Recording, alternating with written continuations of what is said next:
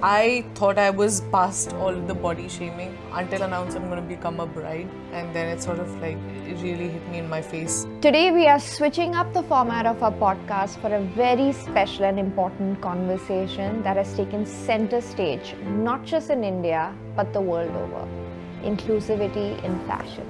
Okay, I find it expensive, I won't buy this, I'll buy another brand.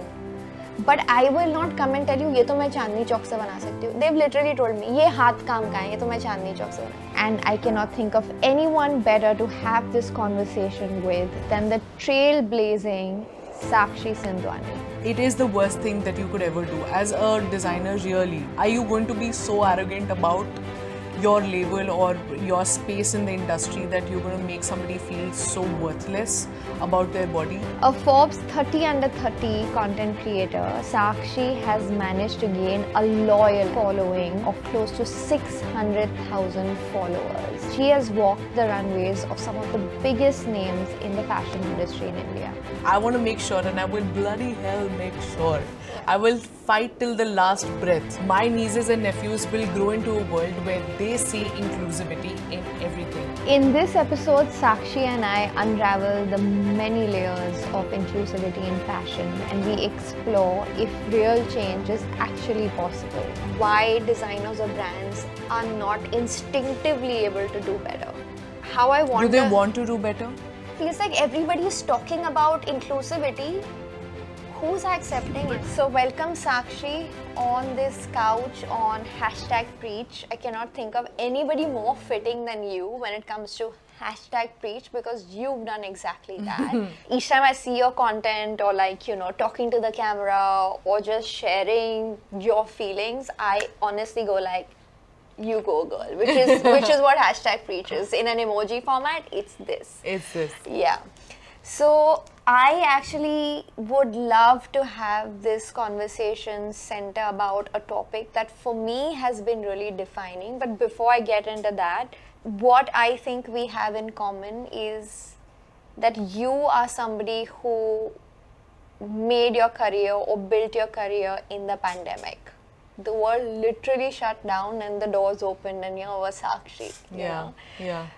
And similarly for me and for my brand, now I had kind of completed 9 years of the brand and we went into the lockdown, and just before we entered lockdown, a swaddle article came out and it was on fat tax. And it highlighted us as one of the only brands in India that did not charge fat tax. Yeah. There was a huge responsibility suddenly on us to course correct, to vocalize what so many people were kind of writing to us in our DMs, talking about fat tax, talking about their experiences. Brides actually writing to me, say, Shubhika, thank you, when I met you, and I said, oh, I need to lose weight to fit into this outfit. I said, no, the outfit has to fit you. My job literally here is to make you something that'll fit you. My outfit is in service of you and your body isn't in service of my outfit. So as a team, we really tried to figure out so many ways of how do we do it now? What is the next step going to be? And at the same time, very interestingly, my encounter, as I like to call it, my life-changing encounter with Alok Menon happened, where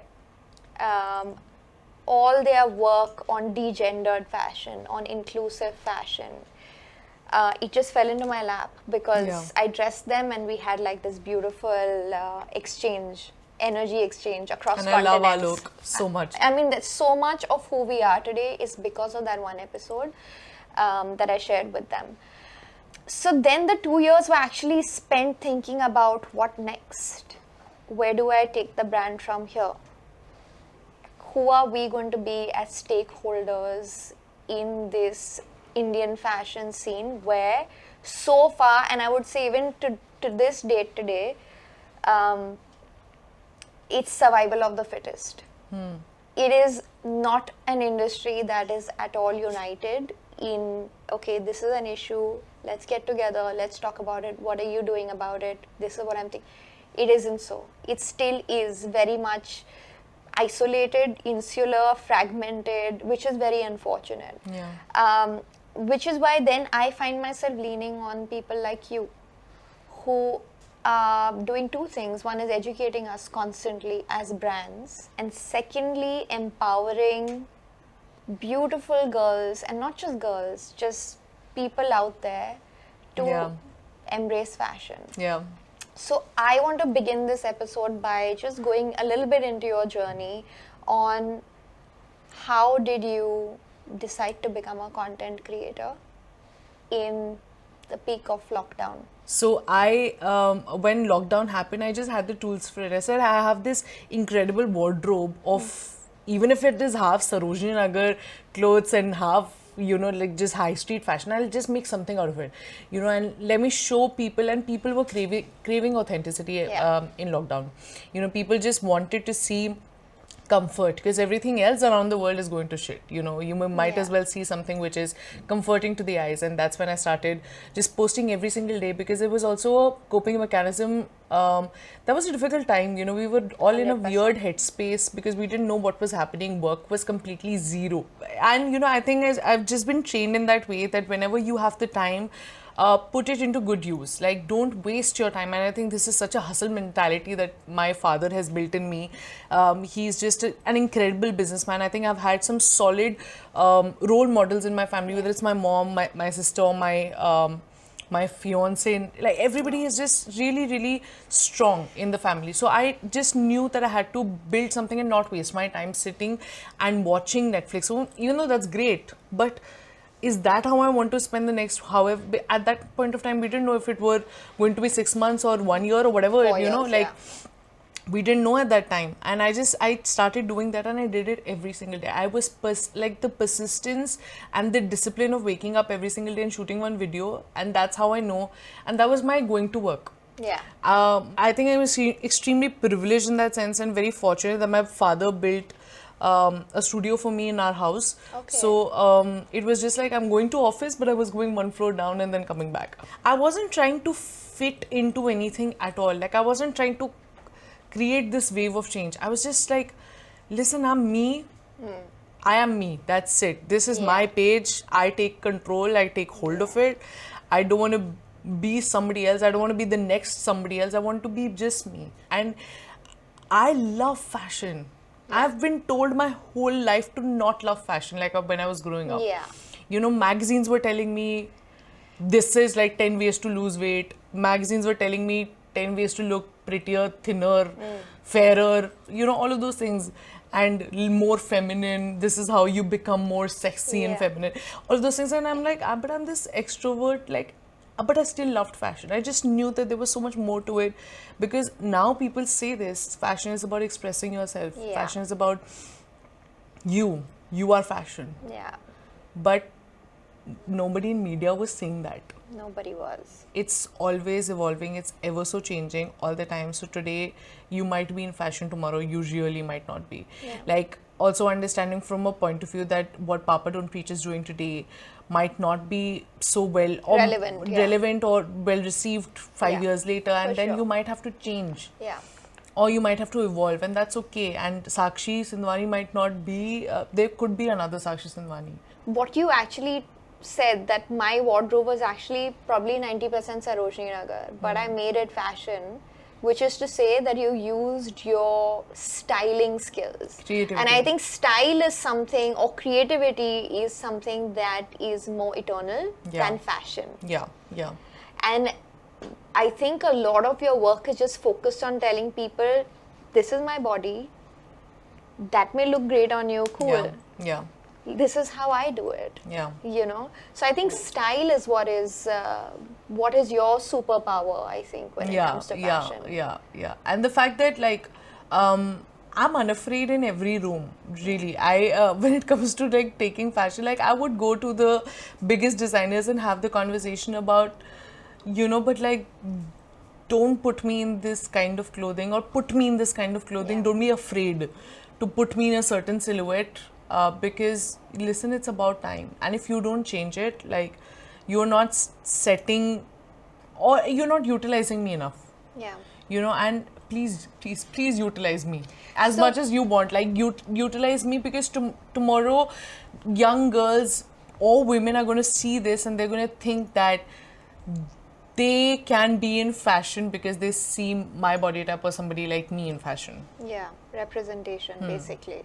We very organically started conversing about exactly this. You said something very interesting. You said, Shubhika, all that I have been talking about over the past 4 years, now that it's wedding time for me, it's just come back to hit me like in my face, whether it's going and doing trials, walking into stores and finding my size clothing, or even the people around me, you know, your supposed friends and family is like ever ready with tips to tell you, ye kar le, ye lose kar le, you know, so much to say, people have so much to say.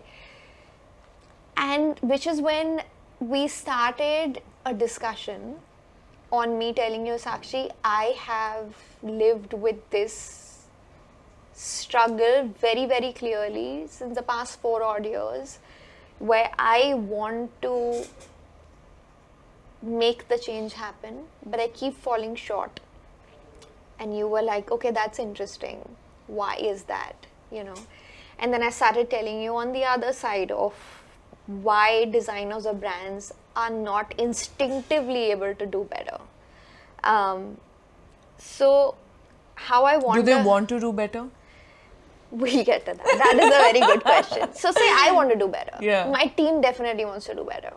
So, I can only speak from my own experience. So, now the conversation, the way I would want to have it is, I want to talk about both sides of it. I want to talk about it from your lens, from the designers and the brand's lens, and then I want us to explore it from the consumer's lens. There are some points that we'll mutually agree upon. Yeah. There are some points where I would want to play the devil's advocate and play the other side and show you, but this is the problem that we face when we do XYZ.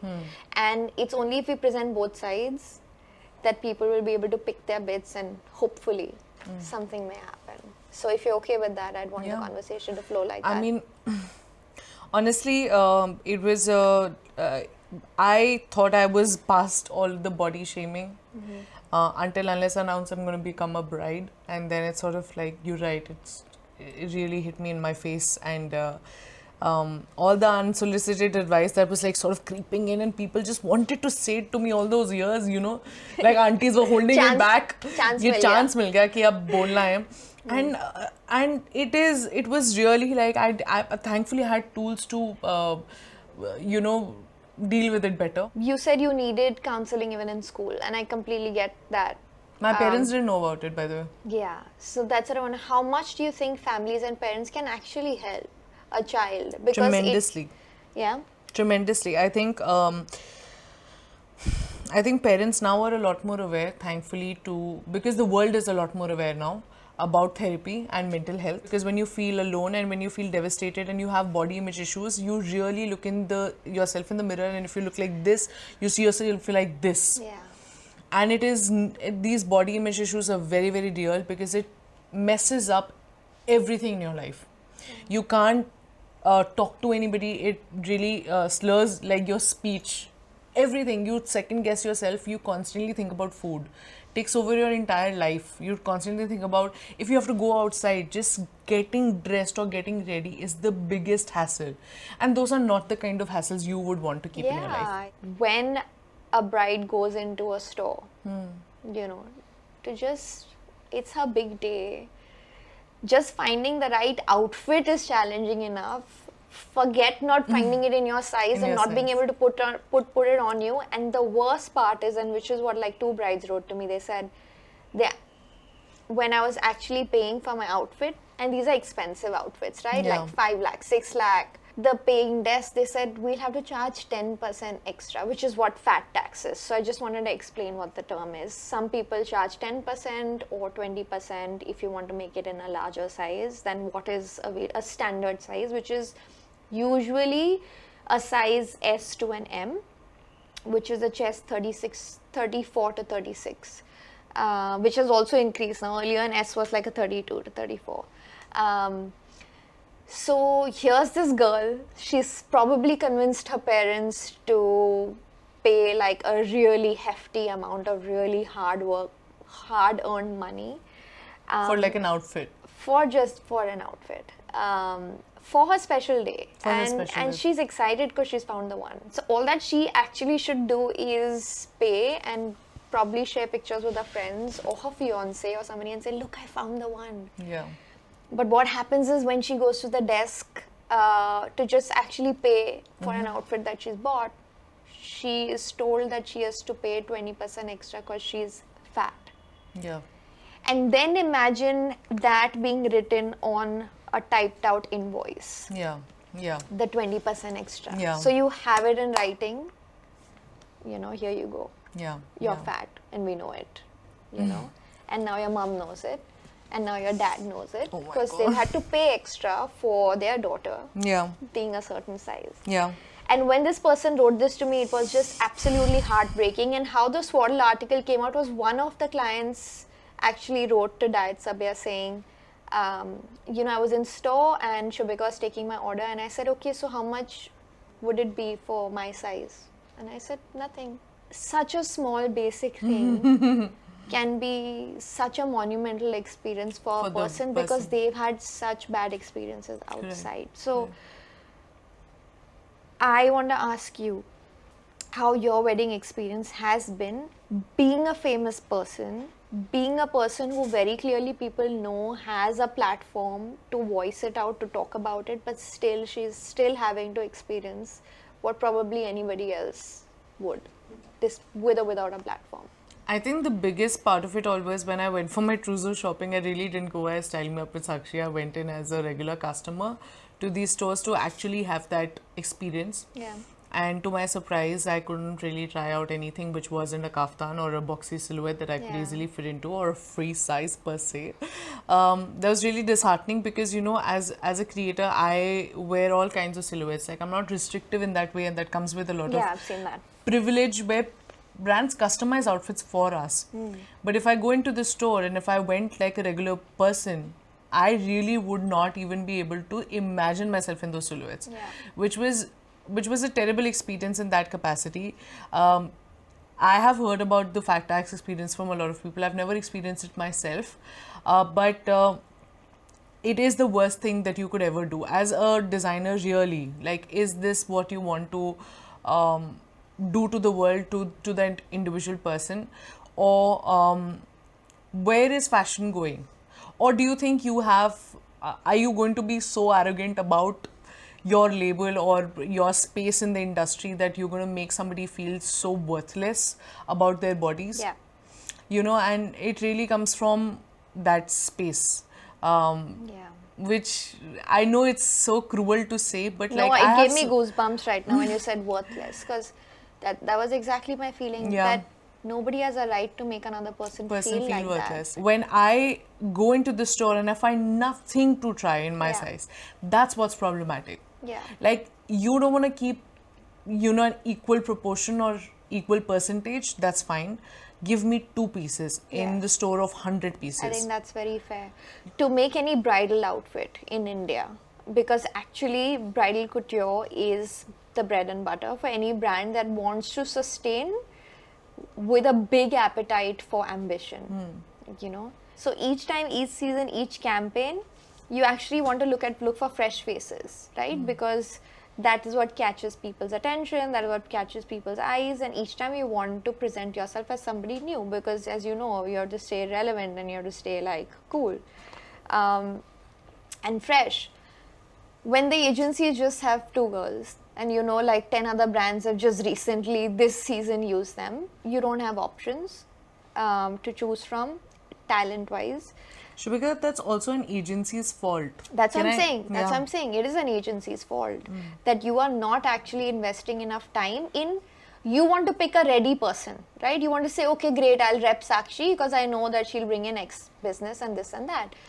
But nobody wants to really work and find girls how they used to, like scout girls and train them and build them up as your own, talent.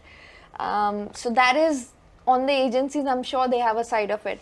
The second is that when I am making outfits for my bridal line, they have to be customized to fit them in a way that it looks couture, because I can't clamp these. You can clamp a dress, I can clamp what I'm wearing, but if there's embroidered, like chunky embroidery, I can't clamp it. So you have to make it to measure. Make it to measure.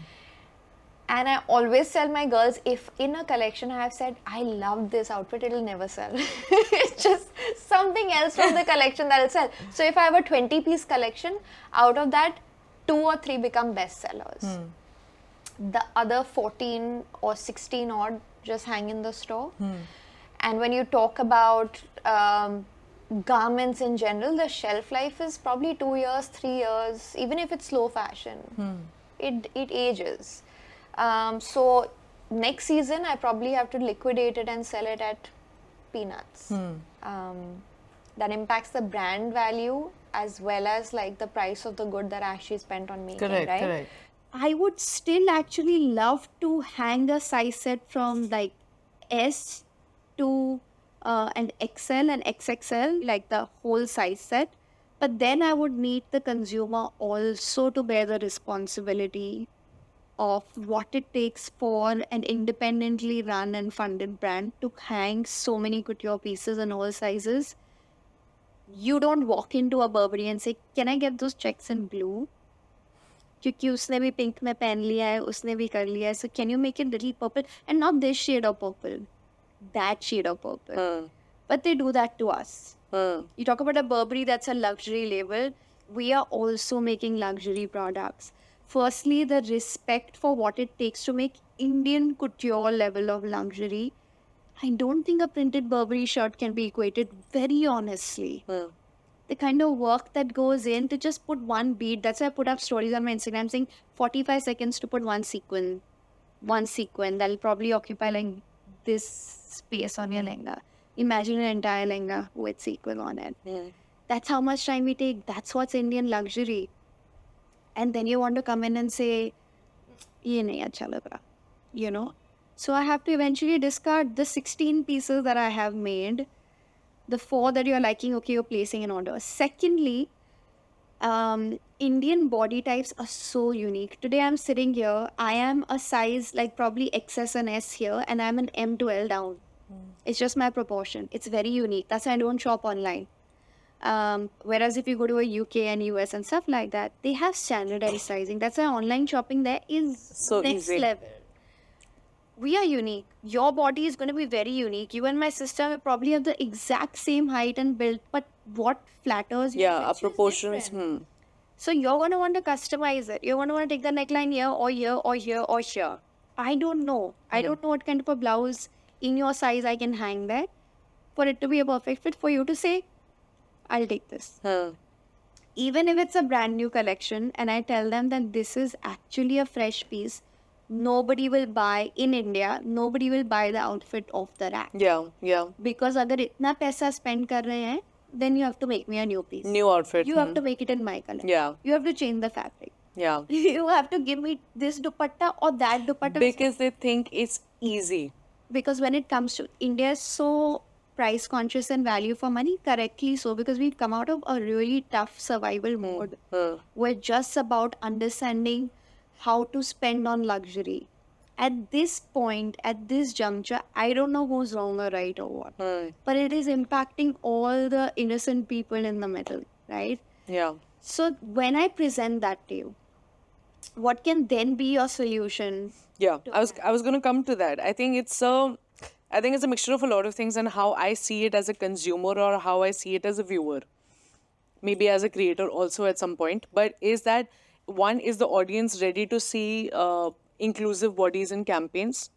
Will they? Like, can I say honestly, and this is an unfortunate bit, that I did back-to-back 4 campaigns, season after season, completely inclusive cast. You know, I had a beautiful... be it transgender models, be it size inclusivity, across the spectrum. And I was getting feedback, they look so scary. My campaign was called Nazar Na Lage. I actually got feedback saying, Inko nazar kaise lag sakti hai, you know? Oh God. Yeah. And for me, I was just like, cause me and Mohit, Mohit Rai, and we were so You love excited. inclusivity. Yeah, we were just excited about what we've created, because we were like, look, you know, people need to see this change that's happening. But the bridal campaign I've shot this time, I'll be very honest, I was like, forget it. And I was actually highly disinterested in that campaign, but I was like, let's see if this is what they want, you know? Because you don't know what's going to work, what isn't. Because it feels like The everybody... consumer has to be Yeah, because right. it feels like everybody is talking about inclusivity.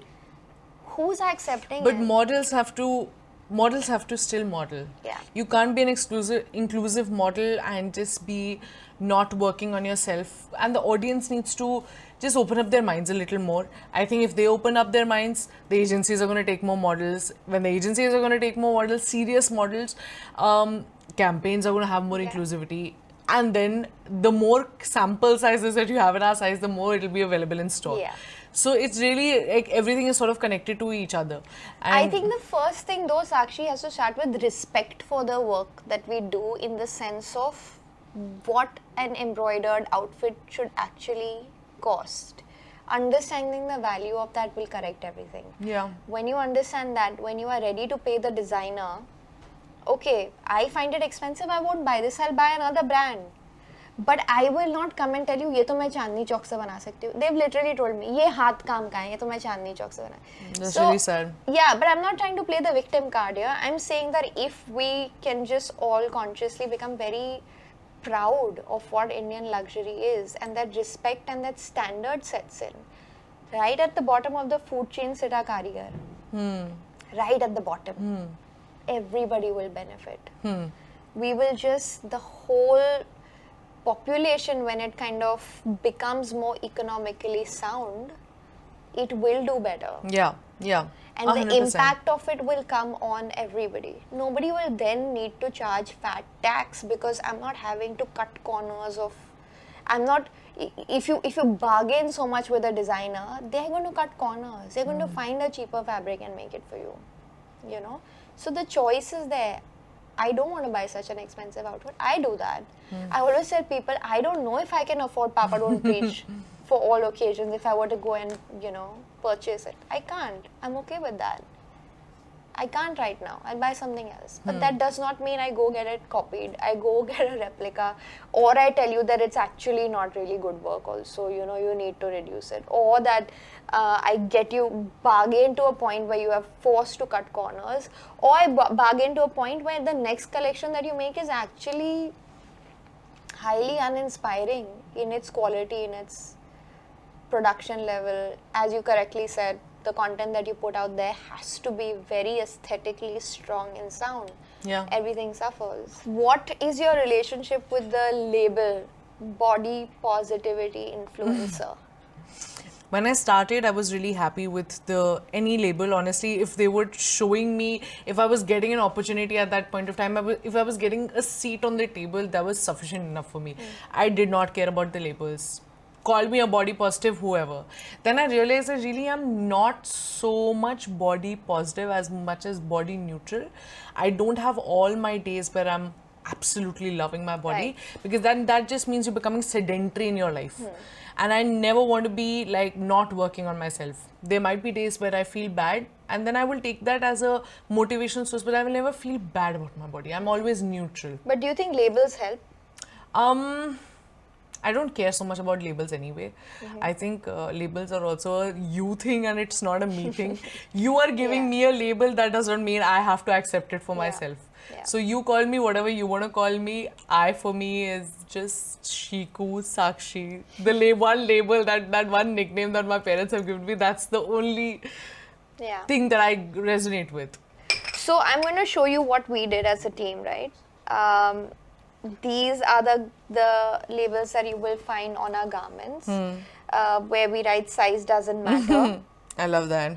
and we write who embroidered your clothes and who tailored your clothes, That is incredible. right? Firstly, I want to know that if you went into a store, you didn't know me, you didn't know the brand, okay, and you picked up a garment with that on it, what would your first instinct be?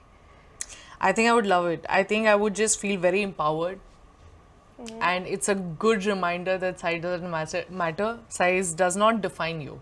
Yeah. It's as simple as that. Size is just something which is a mixture of genetics. It's a mixture of a lot of hormones, genetics, all of those Yeah. things combined, and lifestyle, and all of those things. But like I think I would just be really, really proud of the designer and the brand. How can you tell if a brand is truly inclusive or they are just actively being tokenistic So body about it? positivity is something which is trending right now. Yeah. Talking about inclusivity, having fresh faces, new faces, having inclusivity in every way, whether it's a trans model or a acid attack victim or somebody of 70 years old, like different ages also. That every kind of inclusivity is trending. Yeah.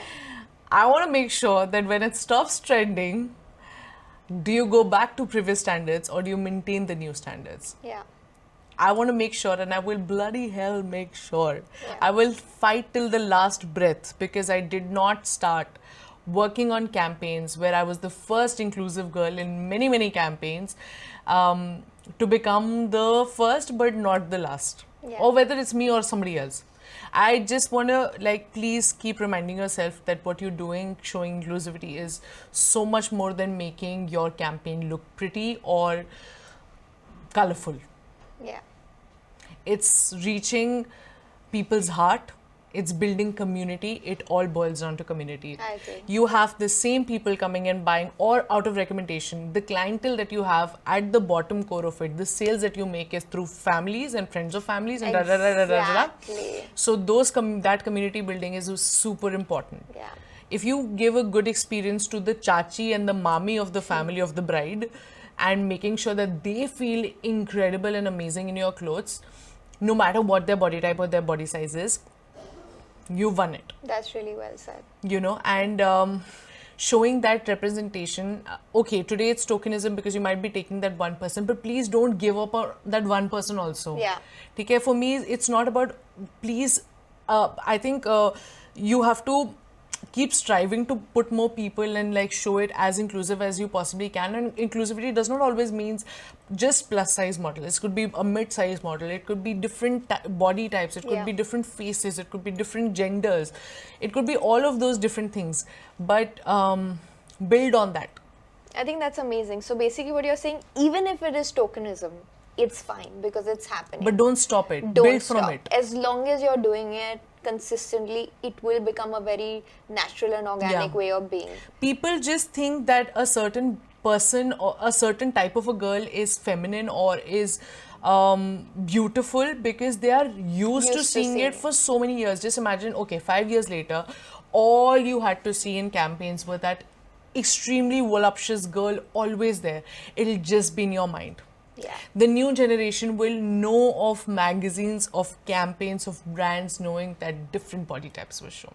Beautiful. My nieces and nephews will grow into a world where they see inclusivity in everything, not from a world that it's different. It's different. So It's our responsibility to it's ensure your responsibility, it and I continues to be feel different. it in my bones every single day, and specifically more so now that I'm becoming a bride, is that when my daughter becomes a bride, I'm crossing my fingers I have a daughter, because just women's fashion is so incredible. I agree. Which is why poor Raghav, which is Sakshi, your fiance, and when you're deciding his outfits, I'm like, nobody really looks at the groom.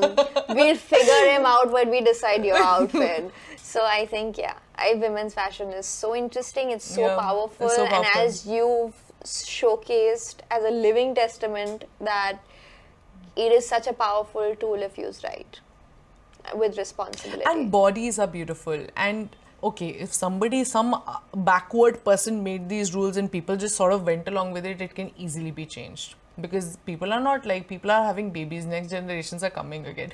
Please set a precedent for themselves, for them to grow up in a world that accepts them, that empowers them, that makes them feel beautiful from within, not just for the heck of it. And that is your responsibility. Every single designer's responsibility, whether you are starting like a small tailor shop in your home, or you're building earrings out of small embroidery, like that's also important. What kind of faces are you bringing in? Is your beauty brand showing enough representation of skin colors, of different types of cheeks? I've only grown up seeing beauty brands showing a certain chiseled something and beautiful eyes. I've never seen my kind of eyes ever on any beauty beautiful campaign eyes. ever. Yeah. I've never seen different face shapes and different skin tones, and that's important in every aspect. Yeah. So just be mindful as designers, and I think we have to be more so mindful as consumers, as viewers, that please, if a designer tries to do something, support them. Not just for yourself. Even if you think it's ugly, who cares? Please, still, even if you hate it, leave a like.